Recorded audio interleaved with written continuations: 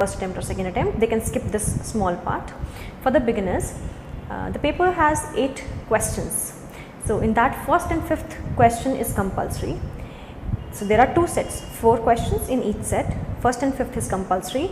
In each set, we have to choose at least one question, and so choose the 5th question in any other set. In total, we have to attempt only 5 questions out of those 8. This I am telling because अपने mains के exams के दौरान I had met a person जिन्होंने first set में से ही पाँचों के पाँचों क्वेश्चंस कर दिए थे and they were not able to clear the mains. So please read the instructions carefully. So that was the general advisory to all. Now talking about the composition of paper 1 and paper 2. So optional paper 1, it's generally practical oriented. It has financial accounting, income tax, financial management, cost accounting, and audit and financial services. These are the major subjects which are covered under paper 1. So in paper 2 we have 4 subjects. First is organization theory, second organization behavior, third human resource management, and fourth is industrial relations. In GS paper 2 we have international relations. So here we also call it IR, but this is industrial relations in commerce paper 2. Now talking about the book list. As I've told you, I already had a stronghold. So I used to refer to my 11th and 12th class books for the basics and my graduation books because those were the books that I had read at least 4-5 times. So अगर मैं उनको अच्छे से दोबारा refer करती, so it was easier for me to recall things rather than going for a new source. Another thing is that I had referred to Ranker's classes notes for that commerce paper. Now paper 1 strategy. Paper 1 की strategy के बारे में बात करते हैं जो कि practical oriented subject है. सो इट्स लाइक मैथमेटिक्स जहाँ आपको न्यूमेरिकल्स भी दिए जाते हैं. There are theory questions as well. There is a certain ratio of practical and theory which comes in paper 1 which keeps on varying every year, so there can not be a set pattern. So you should prepare both for practical as well as theory for paper 1. A little tip that I would like to give you for more marks is try to attempt practical questions if you are well versed with that, because theory में there's a scope of subjectivity, तो उसमें marks कटने का chance होता है. But in practical, if you are very well versed with the formula, your steps are correct, your final answer is correct, you're bound to get more marks. There is very less scope for subjectivity in that. For that, so that आप practical paper अच्छे से attempt कर पाएँ, उसके लिए एक pre requisite चीज़ है, और वो क्या है कि आपकी कंसेप्चुअल नॉलेज बहुत अच्छी होनी चाहिए. Your concepts should be very clear, financial accounting, financial management, cost accounting, सारे के सारे कॉन्सेप्ट्स आपको अच्छे से आने चाहिए. अंडरस्टैंडिंग आपकी अच्छी हो और वो अच्छे से याद हो. समझ तो लिए, बट उनको आप अच्छे से याद भी करेंगे, मेमोराइज़ करेंगे, आपको रिवाइज़ करना है. और इन सब चीज़ों के साथ साथ you need practice. Practice is must, because वो प्रैक्टिकल है. आपने समझ लिया, कर लिया, बट जब तक आप उसको प्रैक्टिस नहीं करेंगे, ना आपकी स्पीड बनेगी तब तक, ना आपका कॉन्फिडेंस बनेगा. उसके लिए आप टेस्ट सीरीज़ लगा सकते हैं और ख़ुद भी आराम से बैठ के एग्जाम्पल सॉल्व कर सकते हैं अपनी टेक्स्ट बुक्स के, because that is already solved one. तो आपको ईजिली अवेलेबल उसके आंसर्स भी मिल जाएंगे अगर आपकी ग्रेजुएशन की टेक्स्ट बुक्स हैं तो. Practice is the key. As we say, practice makes man perfect. So do practice a lot, for speed, because 3 घंटे में आपको वो पूरा पेपर कंप्लीट करना है पेपर 1 का. And there are lot of big numericals. Also एक चीज़ का ज़रूर ध्यान रखिएगा, कई बार ना पेपर में स्पेस कंस्ट्रेंट हो जाती है, specially in the questions of final accounts, जहाँ पे आपको प्रॉफिट एंड लॉस स्टेटमेंट भी बनानी है, बैलेंस शीट स्टेटमेंट भी बनानी है, साथ में नोट्स टू अकाउंट्स भी होते हैं, वर्किंग स्टेटमेंट्स भी होती हैं. तो एक बार पीछे पेज पलट के ज़रूर देख लेना कि कितनी स्पेस मिली है आपको, उस हिसाब से आप क्वेश्चन उसको लिखना स्टार्ट कीजिएगा. न्यूमेरिकल्स में कभी कभी किसी क्वेश्चन में हो जाता है, otherwise UPSC gives adequate space for every question. That is for paper 1. और पेपर 1 में अगर आप देखें फाइनेंशियल सर्विसेज जो मैंने आपको सब्जेक्ट बोला था, it has certain convergence with GS paper 3 economics, जो आप इकोनॉमिक्स में पढ़ते हैं। आरबीआई ने, सेबी ने कुछ डिसीजंस लिए या फाइनेंस मिनिस्ट्री के कुछ डिसीजंस हैं, so you can use that current affairs knowledge in financial services subject.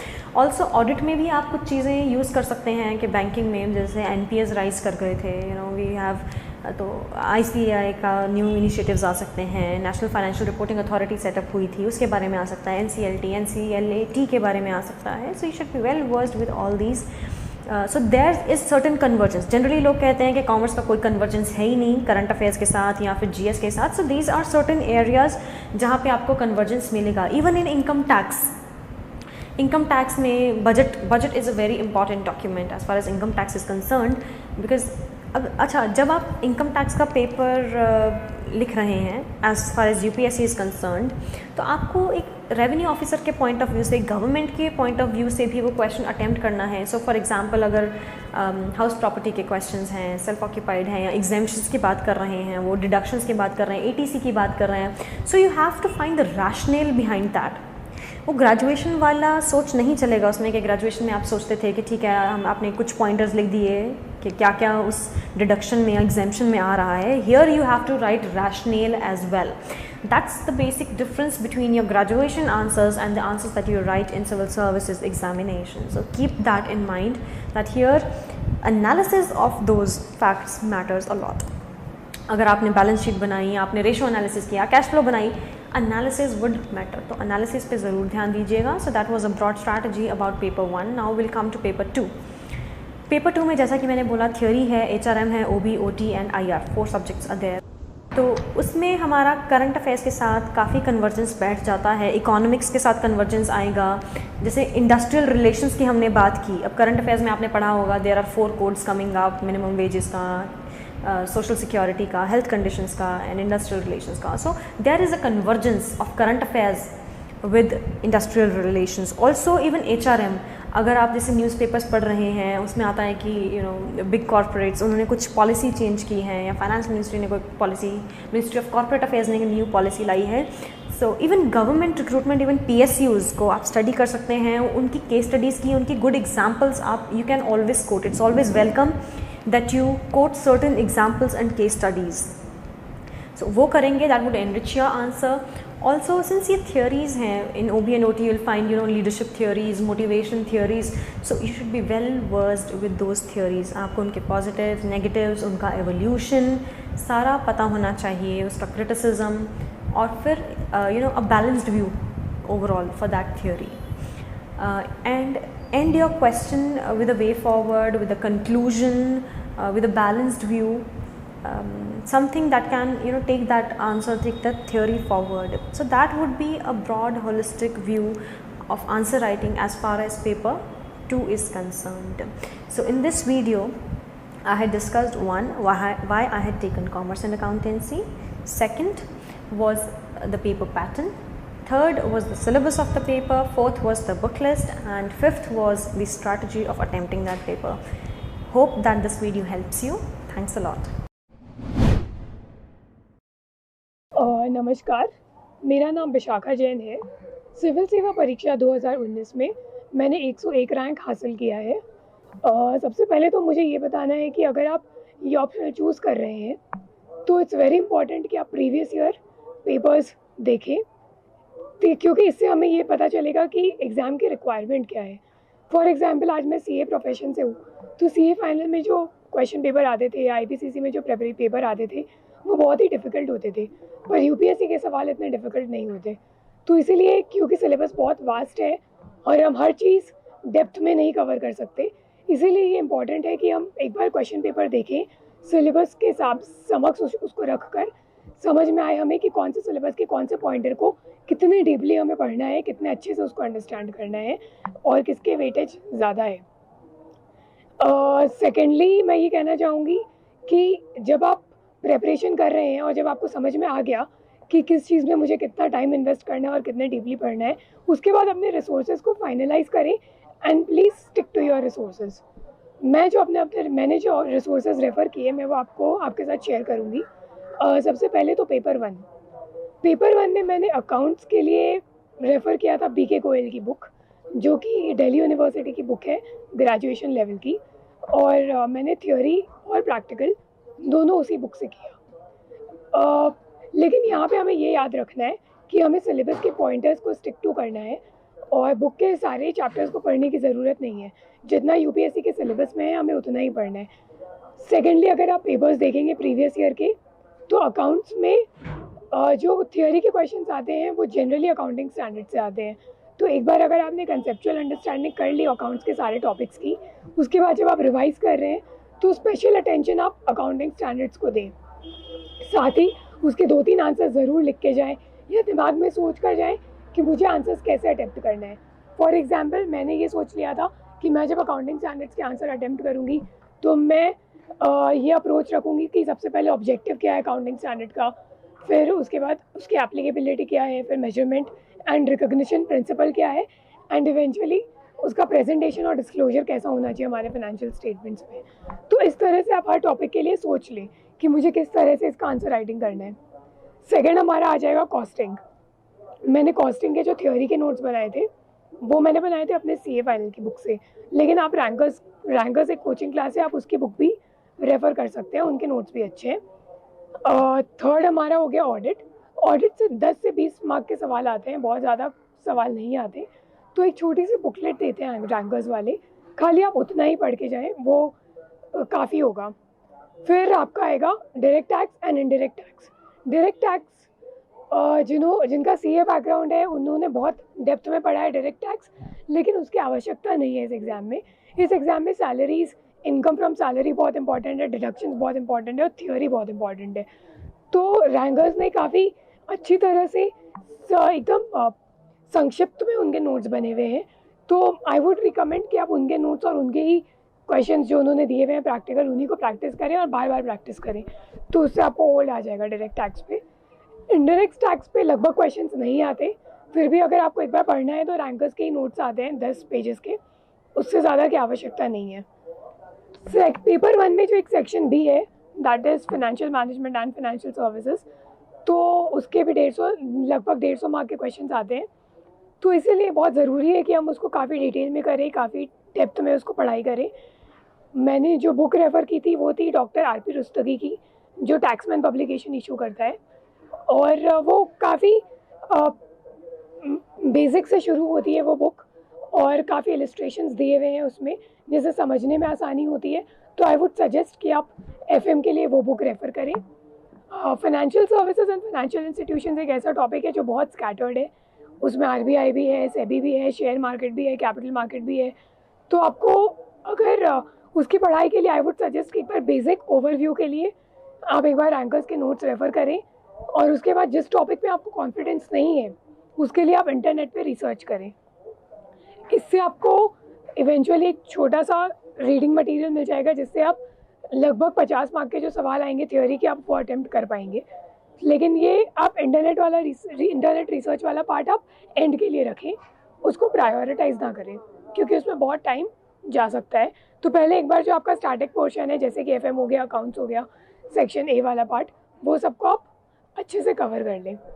फिर मेरा आ गया पेपर 2। पेपर 2 में मैंने सिंह एंड चावड़ा की बुक रेफ़र की थी, लेकिन उसके भी सारे चैप्टर्स करने की ज़रूरत नहीं है। जो टॉपिक हमारे सिलेबस के साथ जुड़ी हुई है हमें खाली उतना ही करना है और उसके नोट्स बनाने हैं। जब आप नोट्स बनाएंगे तो उसमें आपको 3-4 चीज़ों का ध्यान रखना है। पहला कि कॉन्सेप्ट क्लैरिटी होनी चाहिए, दूसरा डायग्राम्स आप इनकलकेट करें, और तीसरा हो गया एग्जाम्पल आपको बुक्स में नहीं मिलेगी, आपको उसको गूगल करना पड़ेगा। फॉर एग्जाम्पल, अगर आप वर्क कल्चर पढ़ रहे हैं तो कोई ऐसी कंपनी के बारे में सोचिए जिसका वर्क कल्चर बहुत अच्छा है, और आप उसको अपने नोट्स में इनकलकेट कर दीजिए, इनकॉर्पोरेट कर दीजिए, जैसे कि Google. Secondly, Singh and Chavda के अलावा जिन टॉपिक्स मेरे सिलेबस से कवर नहीं हुए, जो सिंह एंड चावड़ा में नहीं थे, उसके लिए मैंने इंटरनेट का सहारा लिया। मैंने बहुत सारे रिसर्च पेपर्स देखे हैं, पावरपॉइंट प्रेजेंटेशंस देखे हैं, और उसके बाद उनमें छाटा कि कौन सा मेरे लिए ज़रूरी है, और मैंने उस हिसाब से उसके भी नोट्स प्रिपेयर कर लिए। जब हम नोट्स प्रिपेयर करेंगे तो हमें नोट्स भी पॉइंटर वाइज ही प्रिपेयर करना है। फॉर एग्जांपल, अगर organisational behaviour, nature and concept है तो हमारे नोट का हेडिंग भी यही होना चाहिए। क्योंकि अगर हम चैप्टर वाइज नोट्स बनाएंगे तो शायद हम बुक कवर करेंगे, सिलेबस नहीं। तो इसलिए प्लीज़ आप सिलेबस मतलब try to stick to the syllabus, ताकि आप डिस्ट्रैक्ट नहीं हो, इधर उधर नहीं जा पाएँ और हम तो एकदम डायरेक्शन वाली पढ़ाई कर पाएँ। फिर आएगा इंडस्ट्रियल रिलेशन। इंडस्ट्रियल रिलेशन से मैंने रैंकर्स के नोट्स पढ़े थे, वो काफ़ी अच्छे हैं। खाली आप उसमें खुद के एग्जाम्पल्स इनकॉर्पोरेट करने का ट्राई करिए, जहाँ पे फ्लो चार्ट बन सके, डायग्राम्स बन सके, उन्हें करिए। स्पेसिफिसिटी बहुत ज़रूरी है। फॉर एग्जांपल अगर कोई एक्ट है, फैक्ट्रीज एक्ट फॉर एग्जांपल, तो आप ईयर का नाम लिखिए 1947, डेफिनेशन के 2-3 सेक्शंस रट लीजिए, क्योंकि इनसे ये होता है कि एग्जामिनर को लगता है आपने बहुत अच्छे से डिटेल में पढ़ाई की है, जिस वजह से आपका पेपर बाकियों के पेपर से बेटर होगा। फिर आएगा ह्यूमन रिसोर्स मैनेजमेंट। पर्सनली मुझे ये एरिया थोड़ा डिफ़िकल्ट लगता था, क्योंकि इसे पढ़ पाना बहुत मुश्किल है। अदरवाइज़ इसमें कुछ रॉकेट साइंस नहीं है, पर मैं किसी तरह से ये सब्जेक्ट उठा नहीं पाती थी। तो मैंने ये किया कि मैंने ह्यूमन रिसोर्स मैनेजमेंट के प्रोसेस को अच्छे से समझ लिया और हर प्रोसेस का डेफिनेशन और एग्जाम्पल अपने नोट्स में इनकॉर्पोरेट कर लिया। मैंने की टर्म के साथ अपने आंसर्स को एनरिच करने का ट्राई किया, जिस कारण मेरा HRM हो पाया। वैसे एग्ज़ाम में भी मेरी स्ट्रैटेजी ये थी कि जहाँ तक हो सके मुझे HRM कम अटैम्प्ट करना है। तो अपार्ट फ्रॉम कंपलसरी क्वेश्चन, मैंने ट्राई किया कि मैं ऐसा ब्लॉक चूज़ करूँ जिसमें ह्यूमन रिसोर्स मैनेजमेंट का क्वेश्चन कम हो। लास्टली मेरे को एक और चीज़ बतानी है अबाउट नोट मेकिंग। ये क्योंकि कॉमर्स हमारा बहुत ही वास्ट ऑप्शनल है, इट्स वेरी इंपॉर्टेंट कि एग्ज़ाम के पहले आपके पास एक ऐसा मटेरियल हो जो आप प्रीलिम्स के बाद और मेंस के पहले बहुत बार रिवाइज़ कर पाएँ। तो ये मटेरियल आपका प्रीलिम्स तक रेडी हो जाना चाहिए। तो इसके लिए ज़रूरी है कि आप जब स्टार्ट कर रहे हैं 1 साल पहले अपना प्रिपरेशन, तो जब आप वो नोट्स जो बना रहे हैं वो काफ़ी लॉन्ग होगी, लेकिन उस लॉन्ग नोट से आप शॉर्ट नोट्स ज़रूर बनाएं और उसमें डेफिनेशन, थिंकर्स के नाम, डायग्राम, अगर पेपर 1 का थियोरी है तो उसमें इलस्ट्रेशंस, ये सब ज़रूर डालें अपने शॉर्ट नोट्स में भी, क्योंकि इससे रिटेन करना बहुत ईजी हो जाता है। और जैसे मैंने जो फॉलो किया था, मैंने सोचा था कि 2 स्पाइरल बनाऊंगी for paper 1 and paper 2 respectively. So in 1 spiral I demarcated number of pages हर एक टॉपिक के लिए। फॉर एग्जाम्पल ऑडिट के लिए आई understood that I don't need more than 10 pages, 10 sides, 5 pages. Similarly for direct tax, not more than 50 pages, 50 sides. So accordingly you also allocate number of pages for each and every topic, ताकि आपका 200-250 pages में paper 1 पूरा complete हो जाए। Similarly आपका 200-250 pages में paper 2 भी पूरा कंप्लीट हो जाए। तो जब आपके पास 2 बुक ये रेडी हो जाएगी प्री तक, तो फिर आप प्रीलिम्स के बाद इसको बहुत बार पढ़ पाएंगे और आपका एग्ज़ाम में आपको रिकॉल करने में बिल्कुल भी डिफ़िकल्टी नहीं होगी। लास्टली मैं आप सबको बेस्ट ऑफ लक कहना चाहूँगी। Prepare well and I hope आपको मेरी टिप से फ़ायदा हो। Thank you. हेलो एवरीवन, मेरा नाम पद्मिनी नारायण सहरावत है and UPSC civil services examination 2019 में 152 रैंक आई है। Commerce and accountancy optional prepare करने के लिए सबसे पहले मैंने प्रीवियस ईयर्स क्वेश्चन पेपर्स देखे कि एंड उन्हें बहुत अच्छे से एनालाइज किया कि कितने क्वेश्चंस आ रहे हैं, कौन से सब्जेक्ट्स में से आ रहे हैं, उनका क्या क्या वेटेज है और क्या ऑप्शंस पूछते हैं, किस टाइप के शॉर्ट नोट्स आते हैं, जो कंपलसरी क्वेश्चंस होते हैं वो कैसे आ रहे हैं। तो मैंने ये पूरा अच्छे से एनालाइज करके सब्जेक्ट वाइज मार्किंग पैटर्न पिछले 5-6 ईयर्स के पेपर्स का बनाया था एक चार्ट, जिसमें मैंने लिखा था कि इस पर्टिकुलर सब्जेक्ट में से इतने मार्क्स के क्वेश्चंस आ रहे हैं, इतने शॉर्ट नोट्स आ रहे हैं एंड ऑप्शंस में कौन कौन से एरियाज हाईलाइट हो रहे हैं। तो इससे हमें जो इम्पॉर्टेंट टॉपिक्स है वो आइडेंटिफाई करने में आसानी होती है और फिर हम उस हिसाब से अपने पढ़ाई कर सकते हैं। दूसरी चीज़, मैंने वेटेज वाइज सब्जेक्ट्स उठाया। जैसे मैंने बताया फाइनेंशियल मैनेजमेंट के 100 to 150 मार्क्स के क्वेश्चंस आ जाते हैं पेपर 1 में आउट ऑफ 250। तो सबसे पहले मैंने फाइनेंशियल मैनेजमेंट किया। फिर मुझे ऑडिट कंफर्टेबल लगता है सब्जेक्ट, तो मैंने ऑडिट को फटाफट ख़त्म कर लिया। ऑडिट में से एक क्वेश्चन आ ही जाता है एज अ सप्लीमेंट्री क्वेश्चन किसी और सब्जेक्ट के क्वेश्चन के साथ, और या फिर शॉर्ट नोट आ जाता है, तो मैंने ऑडिट को फिनिश किया। फाइनेंशियल इंस्टीट्यूशंस के लिए क्योंकि मैंने आरबीआई और सेबी का एग्ज़ाम दिया था, तो उसमें भी मैंने थोड़ा बहुत पढ़ा हुआ था, एमबीए में भी थोड़ा पढ़ा हुआ था, और करंट अफेयर्स में काफ़ी चीज़ें कवर हो जाती हैं जो हम इकॉनमी का करंट अफेयर्स करते हैं GS3 के लिए। तो फाइनेंशियल इंस्टीट्यूशंस मैंने वहाँ से अच्छे से कवर कर लिया। फाइनेंशियल अकाउंटिंग में मुझे थोड़ा टाइम लगा करने के लिए, क्योंकि फाइनेंशियल अकाउंटिंग MBA में जिस तरह से कराते हैं वो एक एनालिसिस लेवल का अकाउंटिंग होता है, डिसीजन मेकिंग के लिए होता है, ना कि आप पूरा अच्छे से प्रिपेयर कर रहे हो अकाउंट्स। जबकि UPSC के सिलेबस में अकाउंटिंग स्टैंडर्ड्स आपको अच्छे से पता होने चाहिए, उनके एप्लीकेशन पता होने चाहिए। तो फाइनेंशियल अकाउंटिंग मैंने फिर इन डेप्थ किया था कोचिंग के टाइम पे, और फिर मैंने वही अकाउंटिंग स्टैंडर्ड्स और जो मटेरियल मैंने प्रिपेयर किया हुआ था उसी से रिवाइज़ किया। कॉस्ट अकाउंटिंग मुझे काफ़ी अच्छा सब्जेक्ट लगता था, तो कोचिंग के टाइम पे भी जब मैंने किया था तो मुझे बहुत इजी लगा, तो उसको मैंने जल्दी जल्दी उसके न्यूमेरिकल्स सब कुछ रिवाइज कर लिया। एंड जो क्लासेस में मैंने नोट्स बनाए थे RS अग्रवाल सर की क्लासेस अटेंड करके, उनको मैंने रिवाइज कर लिया अच्छे से। टैक्सेशन के लिए मैंने RS अग्रवाल सर की क्लासेस में जो उन्होंने फैकल्टी अरेंज किए थे उनसे सारे टैक्सेशन सीखा था, काफ़ी अच्छे से उन्होंने पढ़ाया था बेसिक्स। तो टैक्सेशन में है कि आपको बार बार याद करना होता है, सारे क्लॉजेज और रूल्स याद करने होते हैं, तो वो मल्टीपल रिविजन से ही हो सकता है टैक्सेशन। और अगर आप एग्ज़ाम के पहले रिवाइज़ नहीं करोगे तो कुछ ना कुछ आप भूल जाओगे। तो टैक्सेशन के लिए और कोई रास्ता नहीं है, आपको बार बार रिवाइज़ करके ही, न्यूमेरिकल्स प्रैक्टिस करके ही वो सब्जेक्ट पे मास्टरी आएगी। फिर पेपर 2 में organisation theory, organisational behaviour, human resource management and industrial relations, ये 4 सब्जेक्ट्स थे। इसमें भी मैंने वेटेज वाइज ही किया। IR का इतना ज़्यादा वेटेज नहीं होता है सेक्शन B में, HRM का होता है, तो मैंने HRM पे ज़्यादा फोकस किया। पर क्योंकि पेपर 2 में जो शॉर्ट नोट्स होते हैं वो किसी भी एरिया से आ सकते हैं, तो आपको पूरे सब्जेक्ट की एक रीडिंग करनी चाहिए अच्छे से। उसके अलावा मेरी जो आंसर राइटिंग स्ट्रैटेजी थी उसमें मैंने फ्लो चार्ट्स इंक्लूड करने की कोशिश की, डायग्राम्स इंक्लूड करने की कोशिश की, हब एंड स्पोक डायग्राम्स डाले, और मेनली मैंने ज़्यादा इस चीज़ पे फोकस किया कि मैं एग्जांपल्स दे सकूं और इंट्रोडक्शन और कंक्लूजन अच्छे से लिख सकूं इसमें। और अगेन मेरी ऑप्शनल के पेपर 2 में आंसर राइटिंग स्ट्रैटेजी में, जैसे अगर 10 मार्क्स का क्वेश्चन है तो 10 पॉइंट्स लिख सकूँ, 15 मार्क्स का क्वेश्चन है तो 15 पॉइंट्स लिख सकूँ, ये स्ट्रैटेजी थी। इसमें पॉइंट्स मैंने जनरेट किए कि किसी भी चीज़ के एडवांटेजेस और डिसएडवांटेजेस लिख दिए, उनका करंट सिनेरियो में क्या रेलेवेंस है ऑर्गेनाइजेशंस में वो लिख दिया, कोई केस स्टडी है अगर इंडियन कंपनीज़ की या फॉरेन कंपनीज़ की तो वो लिख दिया। तो ऐसे मैंने अपने ऑप्शनल 2 के आंसर राइटिंग पे फोकस किया था। ऑप्शनल 2 में बेसिक मटेरियल है, थ्योरी वही रहती है, सबको पता होता है कि यही मॉडल्स हैं, यही आपके थ्योरी है। तो आप अपने आप को डिफ्रेंशिएट कैसे करोगे, एक आप प्रेजेंटेशन में डायग्राम्स इंक्लूड करके, दूसरा आप एग्जांपल्स इंक्लूड कर सकते हो, और तीसरा आप क्या क्या डायमेंशंस इंक्लूड करते हो अपने क्वेश्चन में। पर एक चीज़ जो मैंने की, मैंने अपने आंसर्स को बहुत ही टू द पॉइंट रखा था कि जो पूछा है उसी हिसाब से मुझे आंसर करना है, क्योंकि पेपर में इतना टाइम नहीं होता कि आप एक्स्ट्रा चीज़ें इंक्लूड करके और फिर पेपर फिनिश कर पाओ। तो इट इज़ वेरी इंपॉर्टेंट कि आप अपना पेपर कंप्लीट कर पाओ, इसलिए टू द पॉइंट आंसर्स रखे थे मैंने रिसोर्सेज के लिए सिर्फ रैंकर्स मटेरियल रेफ़र किया था। RS अग्रवाल सर ने जो नोट्स दिए थे वो काफ़ी टू द पॉइंट, कंसाइज और कॉम्प्रिहेंसिव थे।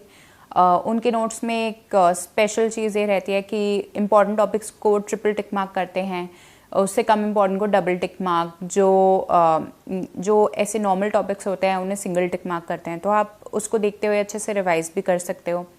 प्लस उनका फोकस होता है प्रीवियस ईयर क्वेश्चंस जो आए हैं उस हिसाब से हमें क्लास में अच्छे से पढ़ाना, तो उससे एक हमें प्रैक्टिस होती रहती है कि प्रीवियस ईयर्स क्वेश्चंस ऐसे आए थे, और माइंड भी उसी हिसाब से फिर ओरिएंट हो जाता है हमारा।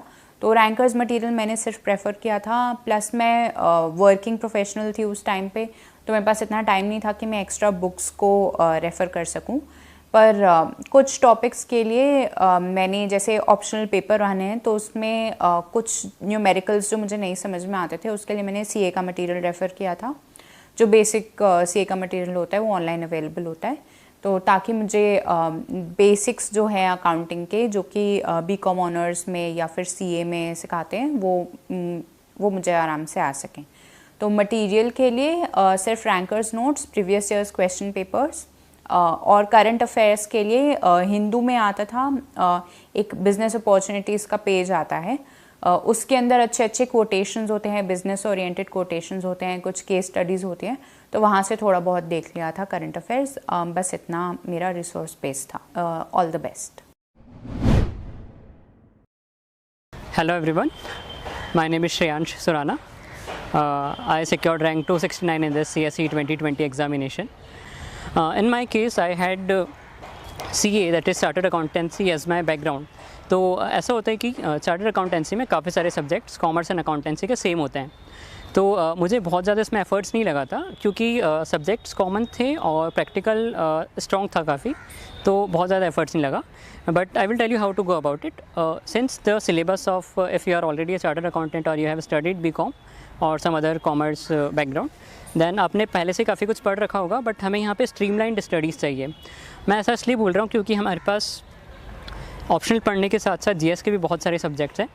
तो कॉमर्स को हमको डेडिकेटेडली फोकस देना तो है, बट कितना देना है ये हमें डिसाइड करना है, क्योंकि मटेरियल बहुत सारा है, सिलेबस काफ़ी वास्ट है, तो उसको स्ट्रीमलाइन वे में कैसे प्रिपेयर करना है।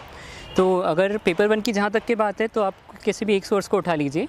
मैं ये सजेस्ट नहीं करूँगा कि ICAI, that is institute of chartered accountants of India, उनके मॉड्यूल लो और बहुत सारे प्रैक्टिकल सॉल्व करो, हमें ये नहीं करना है।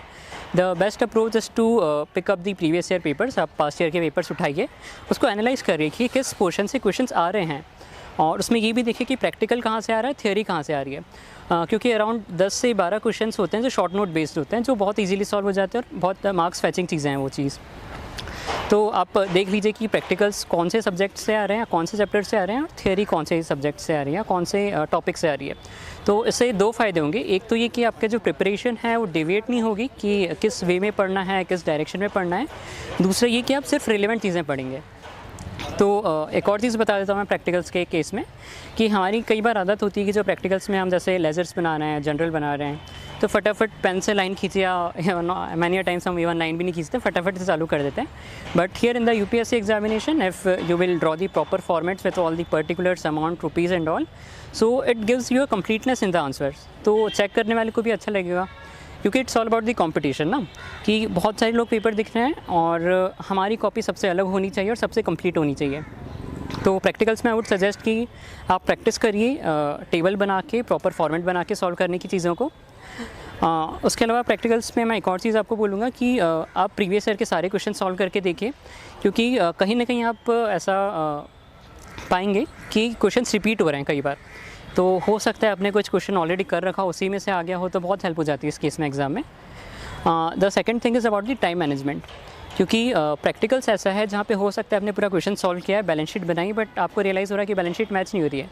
होता है, सबके साथ होता है, मेरे साथ भी होता है। तो इसके लिए हमें क्या करना है कि कुछ एक्स्ट्रा टाइम हाथ में लेते हुए चलना है प्रैक्टिकल्स में स्पेशली, क्योंकि थ्योरी तो ठीक है, बहुत ज़्यादा टाइम लगेगा नहीं, बट प्रैक्टिकल्स में आप थोड़ा थोड़ा टाइम बचाते हुए चलिए, क्योंकि हो सकता है 1-2 क्वेश्चन में डिफ़िकल्टीज आ जाए या कहीं पे आप अटक जाएँ, तो वो कवर अप हो जाएगा जो आप टाइम बचा रहे हैं उससे। ओके, अब पेपर 1 की थ्योरी की बात कर लेते हैं थोड़ी सी। पेपर 1 में थ्योरी पे इक्वल अटेंशन देना है और कॉन्सेप्ट्स पे बहुत ज़्यादा ध्यान देना है, क्योंकि पेपर 2 में सिर्फ ज़्यादा रटने का काम है, बट पेपर 1 में अंडरस्टैंडिंग इंपॉर्टेंट है। तो पेपर 1 में you should be thorough with the theory as well as the understanding of the concepts. आप पास्ट ईयर के पेपर्स उठा लीजिए, उसमें शॉर्ट नोट्स आते हैं, उसको अच्छे से कवर कर लीजिए, क्योंकि बहुत बार रिपीट हो रहे हैं शॉर्ट नोट्स। तो इसमें में आपका थ्योरी कवर हो जाएगा। आई वुड सजेस्ट कि आप आपके नोट्स बना लीजिए, शॉर्ट नोट्स, क्योंकि बुक्स में काफ़ी सारा कंटेंट है, वो हो सकता है पढ़ नहीं पाओ, तो शॉर्ट नोट्स बना लीजिए, उसको कंटिन्यूसली रिवाइज़ कर लिए। अगर ठीक से आपको चीज़ें याद रहेगी तो वहाँ पे रिप्रोड्यूस करने में उतना ही ईजी हो जाएगा। एक और चीज़ मैं प्रैक्टिकल क्वेश्चन सॉल्व करने के लिए कहना चाहूँगा आपसे कि जैसा आपने कुछ भी क्वेश्चन सॉल्व किया, से रेशियोज़ का क्वेश्चन है या फिर फाइनेंशियल एनालिसिस का क्वेश्चन है, तो जैसे ही आपने सॉल्व किया उसके नीचे आपको 2 से 3 लाइन में कमेंट दे देना है कि जो भी हमने सॉल्व किया उसका कंक्लूजन क्या है। से फॉर एग्जांपल आपका आया कि current ratio is equal to 2, so what does it signify, कि हमारे करंट एसेट्स कितने हैं, करंट लाइबिलिटीज़ कितनी हैं। तो ऑल्दो ये नहीं लिखने से आपके हो सकता है मार्क्स ना कटे, लेकिन आई एम श्योर कि अगर आप ये लिखेंगे तो एग्जामिनर पे काफ़ी अच्छा इंपैक्ट पड़ेगा और यू विल डेफिनेटली गेन 1 और 2 एक्स्ट्रा मार्क्स। एंड सी, अगर आप हर 10 क्वेश्चन में ऐसा कर रहे हैं तो 10 क्वेश्चन इंटू 10 मार्क्स, तो ऐसे ही आपको 10 नंबर का एज मिल गया। तो ऐसे कुछ चीज़ें हैं जो आपको ध्यान रखनी है। इसके अलावा पेपर 2 की हम बात कर लेते हैं पेपर 1 के बाद में। पेपर 2 मोस्टली थ्योरी है, मोस्टली या फिर ऑलमोस्ट थ्योरी है, जैसे कि अपना ऑर्गेनाइजेशन थ्योरी हो गया, ऑर्गेनाइजेशनल बिहेवियर हो गया, इंडस्ट्रियल रिलेशंस हो गया। तो इसमें सबसे पहली तो बात ये आती है कि सोर्सेज कौन से यूज़ करने हैं, क्योंकि यहाँ भी मटेरियल बहुत सारा अवेलेबल है, बहुत सारी रेफरेंस मटेरियल्स हैं, बड़ी बड़ी बुक्स आपको मार्केट में मिल जाएगी, इवन हर एक चैप्टर के ऊपर आपको एक बुक मिल जाएगी। क्योंकि पेपर 2 ऐसा सब्जेक्ट है जो जनरली MBA वाले स्टूडेंट्स या मैनेजमेंट वाले स्टूडेंट्स काफ़ी अच्छे से पढ़ते हैं, इसलिए मटेरियल काफ़ी अवेलेबल है। बट अगेन जैसा मैंने आपको पेपर 1 में बताया था कि अपन को प्रिपरेशन काफ़ी स्ट्रीमलाइन रखनी है और टू द पॉइंट रखनी है। 3 चीज़ें मैं बोलूँगा यहाँ पे आपको ध्यान रखना है पेपर 2 के आंसर्स लिखते समय। सबसे पहला तो ये कि टू द पॉइंट आंसर होना चाहिए आपका, क्योंकि पूछा कुछ और है, आप उसको घुमा रहे हो जस्ट बिकॉज आपको पढ़ने भरना है, तो this will not work because people are really working hard in commerce and you need to be extraordinary amongst them. So काफ़ी क्रिस्प आंसर होनी चाहिए आपके। सेकेंड मैं बोलूँगा कि आपको इनोवेटिवनेस लानी पड़ेगी आंसर के स्ट्रक्चर में। सिर्फ यहाँ पे इंट्रोडक्शन, बॉडी और कंक्लूजन से काम नहीं चलेगा, कुछ ना कुछ आपको इनोवेटिवनेस आपकी दिखानी पड़ेगी। मैं ये नहीं बताऊँगा किस वे में करना है, आप अलग अलग परम्यूटेशन कॉम्बिनेशन ट्राई करिए, टेस्ट सीरीज लिखिए, आपको समझ में आएगा कि काफ़ी स्कोप है इसमें कॉमर्स के पेपर 2 में इनोवेशन का। फिर थर्ड थिंग मैं बोलूँगा वैल्यू एडिशन का, क्योंकि थियरी एक ऐसा चीज़ है काफ़ी मोनोटोनस है, हमारे लिए मोनोटोनस है, तो आप उसके बारे में सोचिए जो हमारी कॉपीज़ चेक कर रहा है, उससे दिन में से 10 कॉपीज़ चेक करनी है, हर कॉपी में उसको सेम आंसर मिल रहा है, तो we need to do something different कि उसको इंटरेस्ट है यार पढ़ने वाले को। मैं खुद भी अगर एक चीज़ 2 बार पढ़ लेता हूँ तो मेरे को बोर होने लग जाता है, यार क्या पढ़ रहा हूँ मैं, है ना, आपके साथ भी होता होगा। तो हमें क्या करना है कि आंसर को इंटरेस्टिंग बनाना है। अब आंसर इंटरेस्टिंग कैसे बनेगा, इसके काफ़ी सारे तरीके हो सकते हैं। से फॉर एग्जांपल मैं फ्लो चार्ट्स यूज़ करता था, डायग्राम्स यूज़ करता था, केस स्टडीज़ यूज़ करता था, तो ये आप लोग भी कर सकते हैं, काफ़ी हेल्पफुल है और आई वुड से कि it will definitely give you an edge over the others in this examination, because again मैं बोल रहा हूँ कि कॉम्पिटिटिव एग्जामिनेशन आपको कुछ डिफरेंट करना है। से फॉर एग्जांपल कुछ ऑर्गेनाइजेशन बिहेवियर की किसी पर्टिकुलर थियरी के ऊपर क्वेश्चन आ गया, तो मैक्स टू मैक्स हमें याद रहता है कि इस थियरी का थिंकर कौन है, इसमें एक्सप्लेनेशंस क्या है, इसके पॉइंट्स क्या है, तो ये बेसिक मिनिमम है, ये सबको लिखना है, सब लोग लिख रहे हैं।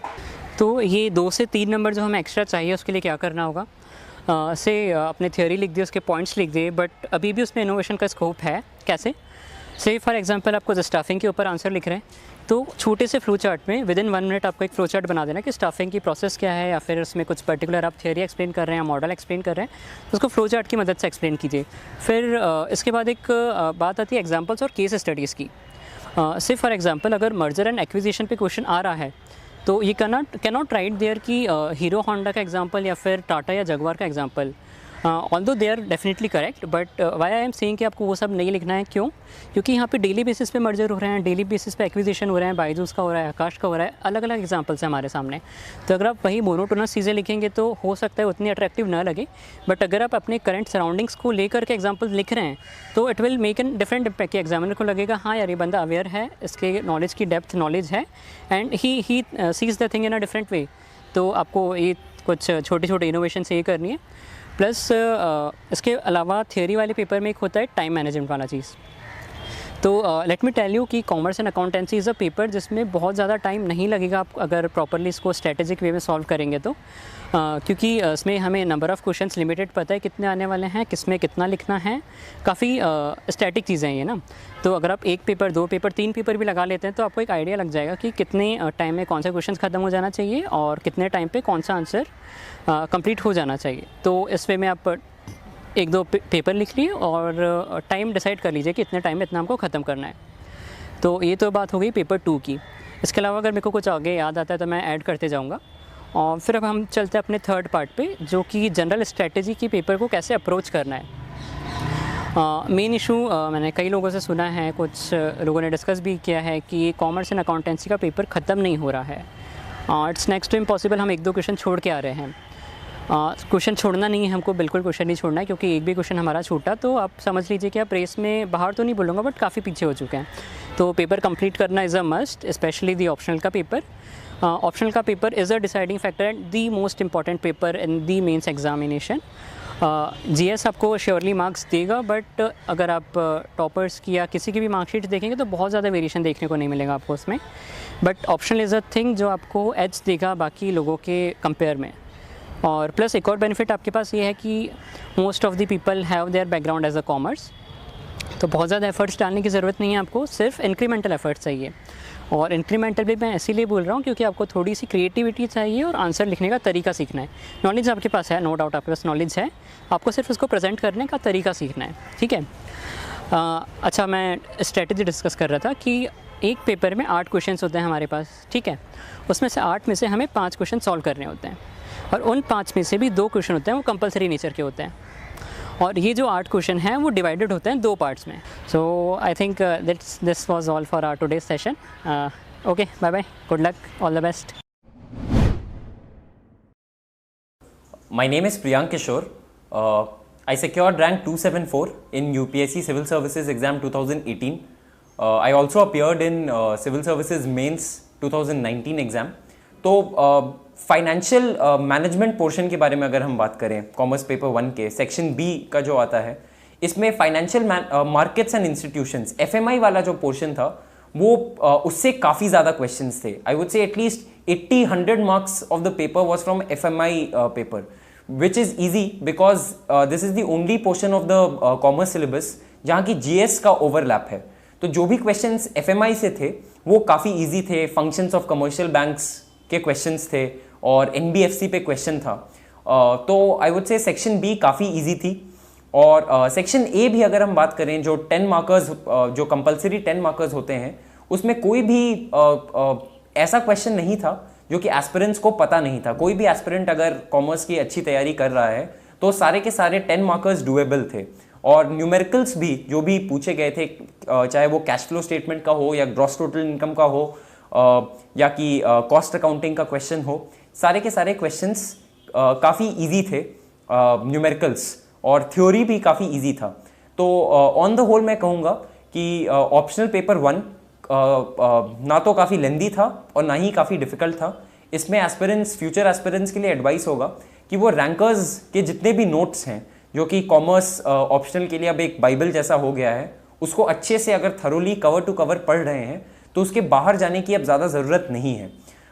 सिमिलरली फाइनेंशियल मार्केट्स, जो कि एक निगलेक्टेड एरिया है कॉमर्स ऑप्शनल पेपर 1 का, मेरे हिसाब से ये काफ़ी हाई यील्ड सेक्शन है, क्योंकि ज़्यादा से ज़्यादा प्रेपरेशन हम ऑलरेडी GS प्रेपरेशन के थ्रू कर चुके होते हैं। तो फाइनेंशियल मार्केट्स एंड इंस्टीट्यूशंस वाला पोर्शन अगर आप अच्छे ढंग से करें तो इसका कॉस्ट बेनिफिट रेशियो काफ़ी ज़्यादा है। अनदर एडवाइस इस साल के पेपर के बाद ये है कि आप सेक्शन B FM और FMI जिसमें पूछा जाता है, इसकी आप तैयारी अच्छे से करें, और 3 question out of the 5 questions आप इसी सेक्शन से करें, क्योंकि सेक्शन 1 में आपको काफ़ी ज़्यादा प्रैक्टिस और काफ़ी ज़्यादा सब्जेक्ट्स पढ़ने हैं, cost accounting, auditing, financial accounts, taxation, accounting, auditing standards. But जो सेक्शन B है उसमें आपको बस फाइनेंशियल मैनेजमेंट एंड FMI यही 2 चीज़ें कवर करनी है। और FMI के क्वेश्चंस कंसिडरिंग दिस ईयर के जो क्वेश्चंस थे, मेरे हिसाब से आपको सेक्शन B पे आपकी पकड़ अच्छी होनी चाहिए। तो ये तो बात रही कॉमर्स ऑप्शनल पेपर 1 की। कॉमर्स ऑप्शनल पेपर 2 भी एक्सपेक्टेड लाइंस पे था, ज़्यादा डिफिकल्ट पेपर नहीं था। कॉमर्स ऑप्शनल पेपर 2 में एस्पिरेंट्स को जो डिफिकल्टी होती है वो जो 10 मार्कर्स होते हैं, जो कंपलसरी आपको 10 क्वेश्चंस अटेम्प्ट करने होते हैं, वो कई बार ऐसे आ जाते हैं जिनमें से 2-3 क्वेश्चन के आपको बिल्कुल आइडिया नहीं होता है। पिछले साल भी जैसे रेपोर्टरी ग्रिड था, ऐसे काफ़ी सारे क्वेश्चंस थे। बट इस साल अगेन 10 के 10 क्वेश्चन स्ट्रेट अवे अपने अगर आपने रैंकर्स मटेरियल या कोई भी स्टैंडर्ड रिसोर्स पढ़ा होगा, TN छाबरा या CB गुप्ता, इन किताबों से आपने अपनी प्रिपरेशन की हो, तो इन 10 क्वेश्चंस को आप बहुत ही ईजिली आप आंसर कर सकते हैं। Moving on to the optional questions. Optional questions में भी ऐसा कोई भी क्वेश्चन नहीं था जो कि करंट अफेयर्स बेस्ड था। आमतौर पर सेक्शन B में, जिसमें HRM और इंडस्ट्रियल रिलेशंस पूछा जाता है, उसमें एक आध करंट अफेयर्स वाले क्वेश्चंस होते हैं। बट इस साल करंट अफेयर्स से रिलेटेड कोई भी क्वेश्चन नहीं था, और काफ़ी इजी क्वेश्चंस थे। नियो क्लासिकल थ्योरी पे एक क्वेश्चन थी, सिमिलरली इंडस्ट्रियल रिलेशंस पे जो क्वेश्चंस थे, या HRM पे जो क्वेश्चंस थे, वो आप अगर स्टैंडर्ड बुक से या स्टैंडर्ड रेफरेंस मटेरियल जैसे रैंकर्स मटेरियल है, इससे आप बहुत इजीली कंप्लीटली पूरा का 250 मार्क्स का पेपर आप अच्छे ढंग से अटेम्प्ट कर सकते हैं। अब दोनों पेपर अगर मैं एक बैलेंस्ड व्यू दूं तो दोनों paper no doubt they were easier than last year, and I don't know marking कैसी होगी, बट पेपर डिफिकल्टी लेवल तो of course it was easy. तो अब क्वेश्चन ये है कि अगर सबके सब बच्चे सिमिलर मटेरियल से पढ़ रहे हैं, रैंकर्स से या TN छाबड़ा से या CB गुप्ता से या RP रुस्तगी से, तो how do we ensure that our answer stand out. इसके लिए एक थंब रूल है कि आप न्यूज़पेपर में जो करंट अफेयर्स चल रहा है या कोचिंग इंस्टीट्यूट्स के जो भी करंट अफेयर्स हैं उसका आप यूज़ अपने आंसर्स में ज़्यादा से ज़्यादा करें। ये ऑप्शनल पेपर 2 के लिए ये और भी ज़्यादा रेलिवेंट है। एक स्पेशल सेक्शन आता है HRD पे, ह्यूमन रिसोर्स डेवलपमेंट पे, हिंदू न्यूज़पेपर में हर एक वेडनेसडे को। आप अगर एक साल उस कॉलम को आप रिलीजियसली फॉलो करें तो आपको अपने कॉमर्स ऑप्शनल 2 के लिए काफ़ी ज़्यादा वैल्यू एडेड मटेरियल मिल जाएगा। और मेरी एडवाइस होगी कि आप थ्रू आउट द ईयर आप इस सेक्शन को फॉलो करते रहें और आप इसके शॉर्ट नोट्स बनाएं और अपने आंसर्स में ज़्यादा से ज़्यादा यूज़ करें। इसके अलावा towards the end rankers classes के RS अग्रवाल सर आपको एक करंट अफेयर्स मॉड्यूल ईमेल करते हैं एग्ज़ाम से 20 डेज पहले। उनको भी आप अच्छे ढंग से पढ़ें और बोथ पेपर 1 एंड पेपर 2 में आप ज़्यादा से ज़्यादा करंट अफेयर्स मटेरियल से अपने स्टैटिक आंसर्स को सब्सटैंशिएट करें। मेरा समरी यही होगा कि ऑप्शनल इजी थी, बट आप अपने आंसर्स को यूनिक बनाने के लिए करंट अफेयर्स